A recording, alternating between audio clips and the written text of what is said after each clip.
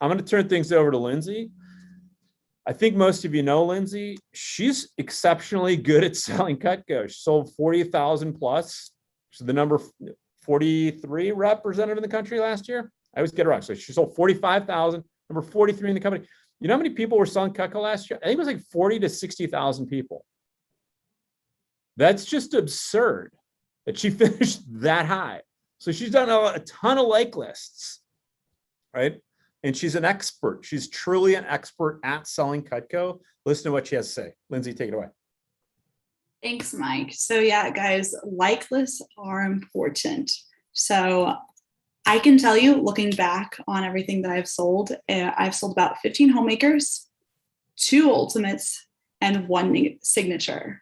So that is about 22,000 in sales, but I have also given great deals on all those orders. So it might be a little bit less. But my point in sharing this is I am at a little over 50,000 in personal sales. So everything else from there has been like lists. Less than half of my sales have been other sets. So like lists are key. And that's what I'm really going to be focusing on with you all today, helping you all learn how to build big like lists. And then later, Henry will be talking to you how to sell larger sets. So I have 4 areas I'm going to cover for you all. First, build rapport. Second, share your goals. Third, names and uses. And 4th, the like list itself. So first off, building rapport at the beginning.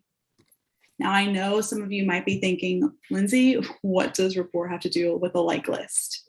And I can tell you it has everything to do with a like list. When I say build rapport, I mean get to know your customer.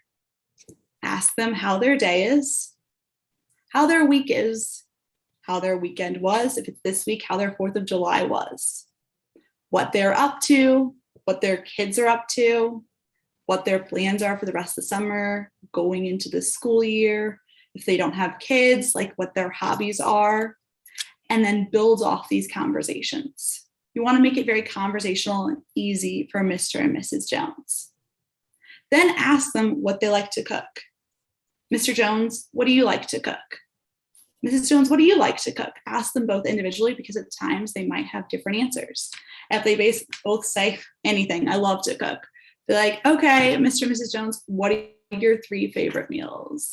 And times they'll just list them off, but other times they'll be like, I'm not really sure. So from there you go, okay, Mr. Jones, what do you have for breakfast this morning? Mrs. Jones, what do you have for breakfast this morning? What did you guys make last night for dinner? Just feed off that. You will get an answer. Then from these answers, make notes of what they said. So I would say, oh, Mr. Jones likes to do meats. He likes to use a green egg. He likes to barbecue. Mrs. Jones is really into her fruits, her salads. She made a nice salad last night. Just write down everything that they like to cook and or eat. So this is really building off rapport, building a conversation with all of them, and really getting to know your customer. So when getting to the like list, you get them things that they will like, i.e. like list. So that is my first point for you all, is to build really good rapport. My second point is to share your goals. You want to share your goals with Mr. and Mrs. Jones so they know that you have a purpose. Yeah, you're selling knives. You're like, yeah, Mrs. Jones, I'm selling knives. No, you want to tell them what your purpose is in selling knives. This also helps them to get to know you better and see what you're working towards. People really like to see someone aspiring for big goals and really working to improve themselves. So when I say share your goals, I mean, tell them why you're working here, what skills you're trying to gain.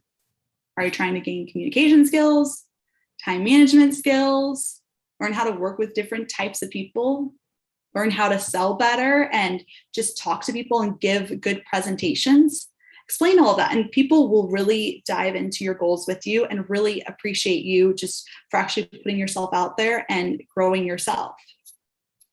Tell them what you're trying to earn.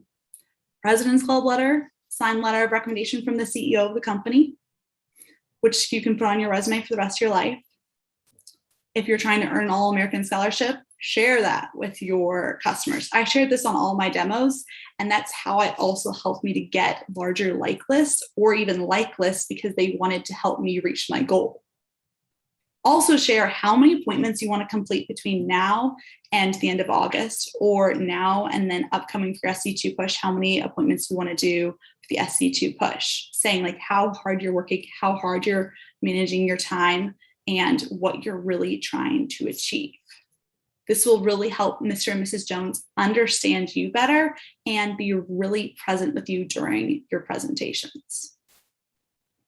Then my third point for y'all is know names and uses, and then apply them to my first point with building rapport and asking what they like to cook and or bake. So what I mean by this is clearly state all names and uses. Yes, the manual has them written off there, and definitely read those. It's great that they're there. Read all those names and uses, and then engage with Mr. and Mrs. Jones. So if you're talking about paring knife, okay, if Mrs. Jones loves to do strawberries with dinner, okay, paring knife. See, like Mrs. Jones, this is great for strawberries, smaller fruits, just it's your go-to air knife. Mrs. Jones, do you think you could see yourself using this knife? Because you literally talked about strawberries that she talked about in my first point, then set it in front of her, and then you're asking her, hey, Mrs. Jones, would you use this knife for this? And then they're going to see, oh yeah, yes, I would. Do this with all of your knives, all of our knives. Walk them through each of them, ask them what they would use it for, make sure to cover all names and uses, and then really emphasize what they use. For example, I had a couple, one really liked to chop up salads, was really into just fruits and veggies. The other really liked his brisket and ribs. So like when I got to the butcher knife, I said, hey, Mrs. Jones, like your pineapple, your larger fruits, this is your go-to knife. And then Mr. Jones, this would also be great for your brisket and tougher meats. It's applying them, and they're going to be like, oh yeah, I see. You want to make sure they're engaged and they see that there's a point to all our names and uses and how they can use them. Also, when you're going through names and uses, make sure you have a notebook out, like I said at the beginning, with all of their names and uses and what they like to use, because you'll feed off Mr. and Mrs. Jones and see like, oh, what they would use. Like, oh, they would say, yeah, I could see myself using this, or yes, I would definitely use this. Make notes on their yes, their yeses, or their nods, just to gauge. So when getting to my third point, which I'll cover in a sec, it'll be a lot easier, or fourth point. So it is really important to list off all these names and uses, engage with Mr. and Mrs. Jones, because it sets you up for a nice like list, which is my fourth point, the actual like list itself. So with the actual like list, it consists of all Mr. and Mrs. Jones' favorite knives, knives they'd use every day, or knives they just use every once in a while. You say to Mr. and Mrs. Jones, I know you said you don't want any sets, but most of my customers love to pick out their pieces and make sure they get everything they want. So that's what I'm here to do for you today. So Mr. and Mrs. Jones, looking at all these knives here, when showcasing all the knives, which knives would you like to get today? Which knives would you like to add to your big wish list here? We can go back and look at prices later, but which knives would you like to add today? Here, go through all the pieces of each of the knives, because sometimes Mr. and Mrs. Jones, there's so many knives, they're going to need a nice reminder. So go through each of them, and they're going to be like, oh, what is the cheese knife used for again? Oh, Mrs. Jones, it's great for cheeses. It's also really good for your potatoes. If you're a potato person, this is your go-to knife. Again, this is our micro double D edge. It's our sharpest knife. It's my mom's personal favorite, and it's the knife that she cut herself on. Also, Mr. Jones, fun fact, the back hole of this cheese knife is easy to use as a can opener, as a bottle opener. But just go through, you'll have to remind them of all the names and uses, and then ask them what they want to add.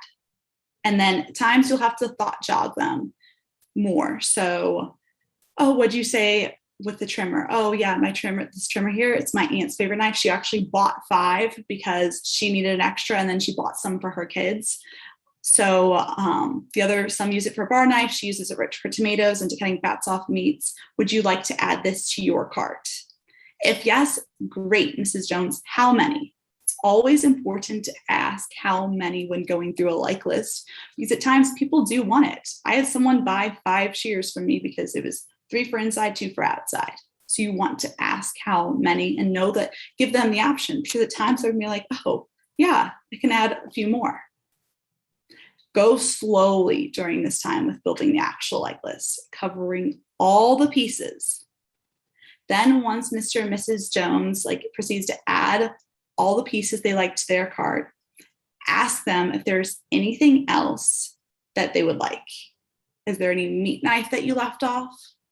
Any veggie knife? Any fruit knife? Any everyday knife? Any favorite knife? Make sure you get everything added to the cart. Then once you've covered the knives, you say, okay, Mrs. Jones, yes, Cutco, we are known for our knives, but we also sell more than just knives. We sell gifts, gadgets, cookware, flatware, gardening tools, hunting and fishing knives. Then proceed to these slides. Give them background on each of them. Again, no names and uses of all the cookware, flatware, gadgets, gardening tools. And then ask them after you're covering each of them, once you finish the cookware, okay, Mrs. Jones, would you like to add this set to your list? Or would you like to add these pieces to your list, or piece? So make sure knowing that, hey, they can get this full set, or they can get these multiple pieces, or just one piece.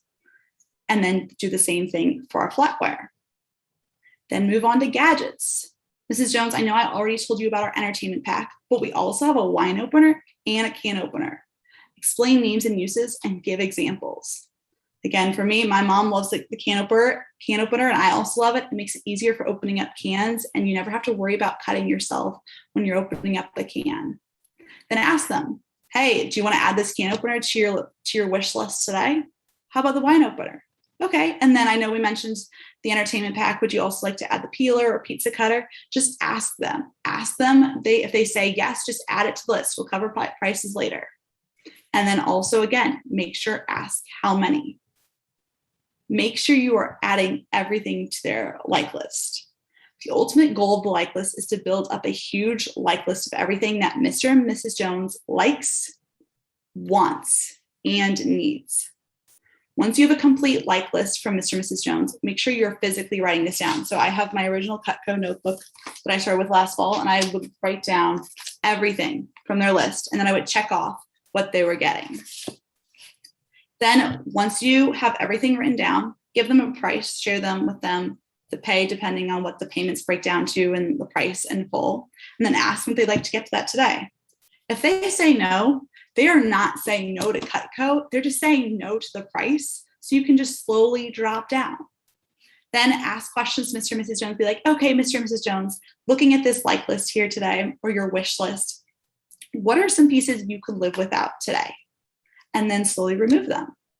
Also, call your manager for a deal. I would honestly do this before removing it. Be like, okay, Mrs. Jones, I'm going to call my manager for a deal and see what we can give. Gauge off that deal, then drop down. It's important to drop down ever slowly. I've gone from huge like list to $1,000 list to $200 orders, but it's important to get a sale today, and going from like $1,000 to $200 makes it a lot easier, and you're jumping down from such a huge price to such a small price. You're going to get Mr. and Mrs. Jones Cutco today. Then once you get them what they want, what they're happy with, be like, okay, Mr. and Mrs. Jones, I know that you said you were also interested in this piece, this piece, this piece, and this piece, and this is what we removed. And I know what you said, it's too much today. I've written them down for you. Can I add it to my wish list section for all my customers and then reach out to you later to see if you're interested? They'll say yes. And I've done this before. I've called people back during SC2 when people bought from me in May, June. I made a list and I called them during SC2. I also did this again in December, and going through this with making this talk list, I realized that I haven't called this one person here and who wanted a flatware as her list. She bought 800 from me from the like list, but it went from a $2,000 like list, and she still has a flatware chest. So I will call her this afternoon. But it's important to write it all down and make a wish list for Mr. and Mrs. Jones, because, hey, they're saying no today, but they're not saying no to forever. And once they have Cutco in their hands, they'll realize they'll want more, and they'll realize how great of a product it is. So make sure you also say like, hey, I'll follow up with you maybe in a month or 2 months, or at Christmas when we're getting close to getting people gifts. So in summary, to have a good like list, it starts off with building rapport on your demos, sharing your goals with Mr. and Mrs. Jones, talking about all the names and uses while making notes on what Mr. and Mrs. Jones think about each of the knives, and then building up the actual like list where you cover everything about the knives, asking how many, all of our cookware, flatware, gadgets, gardening tools, hunting and fishing knives, asking how many, and then building up this like list, sharing with them the price, calling your manager for a deal, and then drop down slowly while also saving their wish list for the future. This helps you to make sure you're giving Mr. and Mrs. Jones everything that they like, need, and want today, with also a wish list to come back to in the future. And that is why it is important to build up a huge like list. All right, Lindsey, thank you so much. I thought it was a great message. I wanted to see, Lindsey, if you're open to it, if you have a little bit of time, does anyone have any questions for Lindsey of situations maybe that you've been in, and or any questions that you may have just to clarify any of the points that Lindsey made?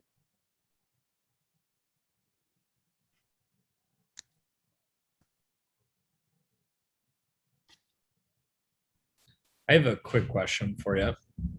So when you're dropping down in a like list and you feel like you're stuck on the same objection over and over and over, it sounds like a broken record with your customer of, I need to think about it or something like that, or maybe not today. What do you do to help them move the needle from being stuck in that not today or need to think about it to being open to trying something out right now? My biggest thing, if it gets down to one piece, and I've realized they really like it because it comes down once you've engaged, you pretty much get them to like it. I was like, okay, Mr. and Mrs. Jones, what can I do today to get you one piece of Cutco that you will use for the rest of your life and open you up to automatic discounts in the future? So sometimes I'll get stuck and then it'll really come down to just getting one knife. I have already tied in my goals. They're just wanting to help me out. And then I use that knife, which really moves the needle for me.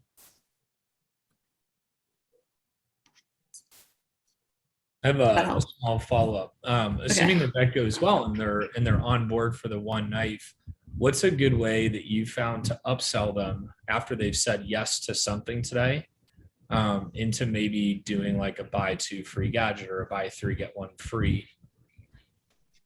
I share with them deals because we're always doing deals, but also I cover everything that we've removed. So I'm like, okay, this is what we removed from your list, this, and this. And then genuinely, like, I would remind them of their specific pieces. So for example, there was a time that one person wanted a paring knife and we just got them just to get a paring knife. They wanted everything else, but they were only willing to pay for a paring knife.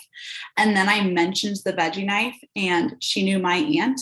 And I was like, yeah, the veggie knife, again, it's the one that my aunt loves. And she knew my aunt, and a few other of my customers have bought it because my aunt loves it. And then she's like, oh, wait, sure, I'll add that. So it's adding just pieces that they really were interested, that they forgot about. And it's like, okay, Mrs. Jones, if you get the paring knife and veggie knife today, I'll throw in a free cutting board for you. So it's just upselling. It's like, hey, I'll get you a deal then. So they're getting a knife that they really like, that their friend likes, and then they're also getting a nice cutting board for free.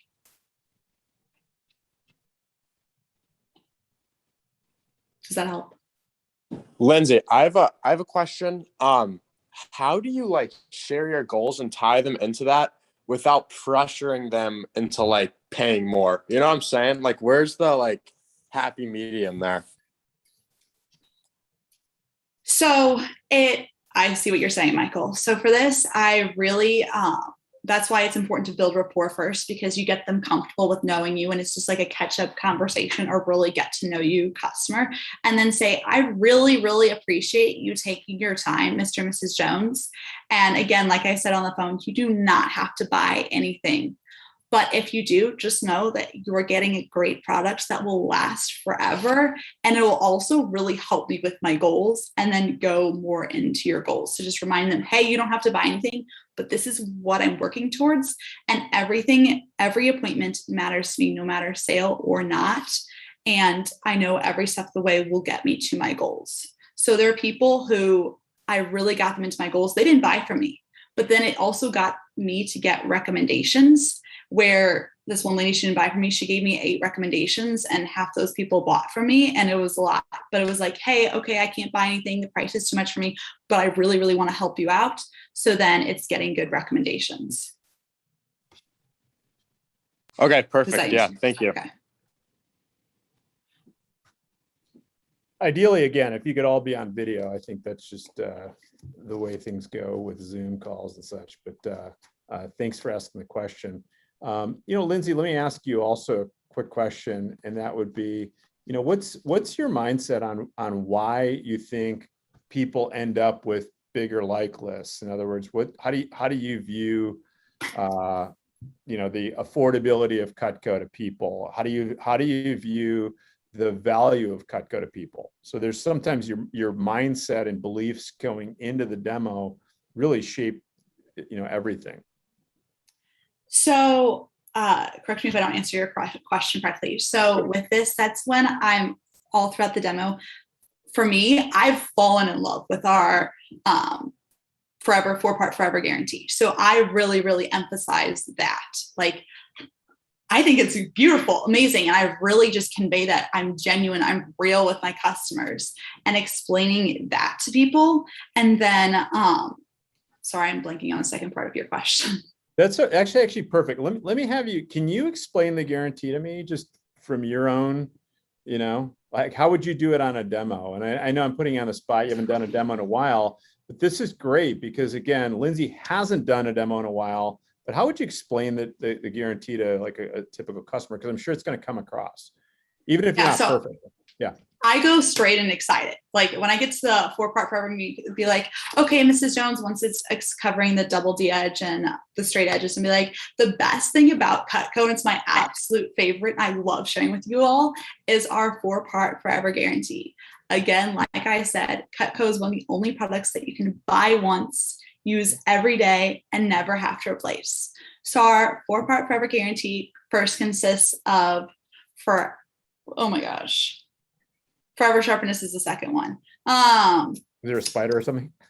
No, I was blinking. Okay. Is our forever guarantee. It's like, Mrs. Jones, if you buy Cutco today, you'll be able to use it for the rest of your life and you can pass it down generation to generation. And then second, Forever Performance. Thank you, Mike. Second is Forever Sharpness. Mr. and Mrs. Jones, like, the best thing about Cutco is Forever Sharpness. You can send it back to the factory. You can call me or any sales rep, or most people I show are in the St. Louis area. You can take it up to our store on Olive and they can resharpen it for you for free forever.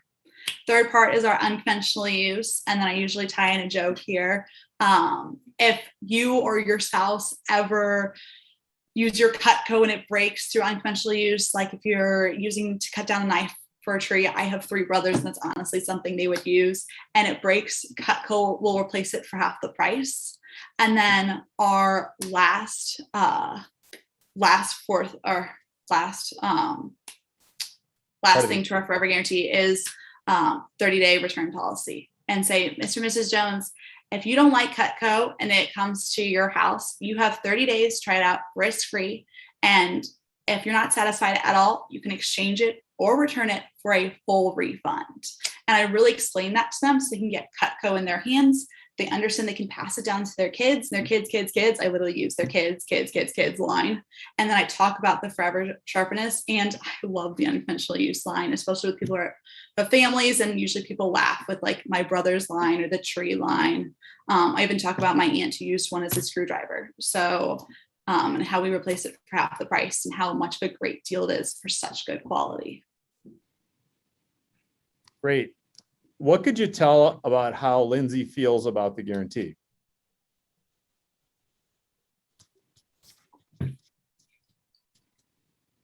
So, yeah, go ahead. Go ahead.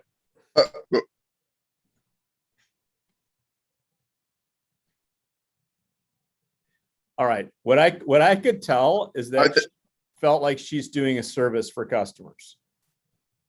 And what I could tell is that she really wanted to convey that to me. And what's cool is that, again, she actually got some of it wrong, which is totally fine, right? Like you kind of lost yourself. Like I thought there was a spider in your room, and you're like, oh my God, like I don't care. For the nanosecond that she kind of got lost, who cares, right? The customer doesn't think about that. What they think about is how they're feeling when you're being communicated to. I know I shared this with you recently. We're doing a home renovation. We went to this store. It's called Apt in Chicago.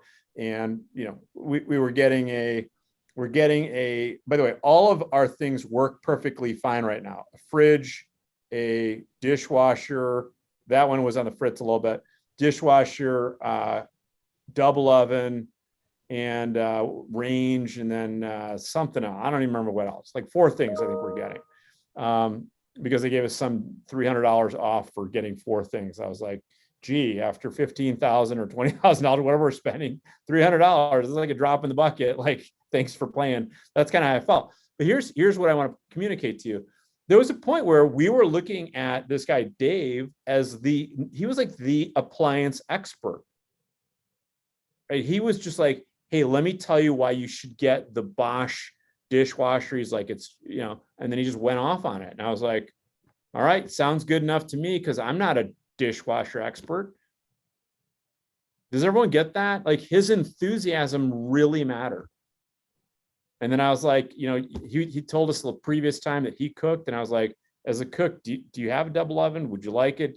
Why would you like it? Because I was like, do we just get a single oven? Like, makes it a little. And then he was like, here's why I get it. I was like, all right, sounds great. Let's do it. We're not talking about a $300 like order of Cutco. This is like in the tens of thousands of dollars. And I just want you to understand, with Cutco, they're going to use it forever. There are so many products. Look around your home. I want you to do this today. Look around your home for the things that cost over $300. And just, if you don't know, walk around and ask mom, how much did this cost? How much that cost? How much this cost? Walk around the room of walk around every room in your home and just say, how much this costs? How much this costs? How often do we actually use it? There are things in your home and in mine that we don't actually use. They just kind of sit there. Or like the flooring that we have, right? Like, we're going to get an upgraded, some sort of bamboo, whatever. It's like the floor that we have works perfectly fine. Right? But we just want it to look a little nicer. You guys understand, like with Cutco, they're going to actually use it multiple times a day. They're going to use it multiple times a day for the rest of their life. It's another reason why you should feel good pushing. You're getting people a product that they're going to have for the rest of their life. I got my first Cutco in 1992. I've used it, other than vacations, every single day since longer than basically all of you have been alive. I'm 51. Let's say I use it for another 40 years, 30 years. It's crazy. There are no products that I've ever bought that will last that long. There are 0 products like that. And I just want you to understand the magnitude of what you're offering people for $300 on a 3-payment plan. That's $3 a day. This thing cost me $385 today. Do you think I thought twice about buying this? Was I like, I wonder if I can afford it? No, right? And neither did anyone who walked into the Starbucks today. No one is wondering whether they can afford $385 for an iced tea. Could I have made that iced tea myself? Yeah, I could have. Right? So I just want you to really let that sink in. Thank you, Lindsey. Fantastic message and great example.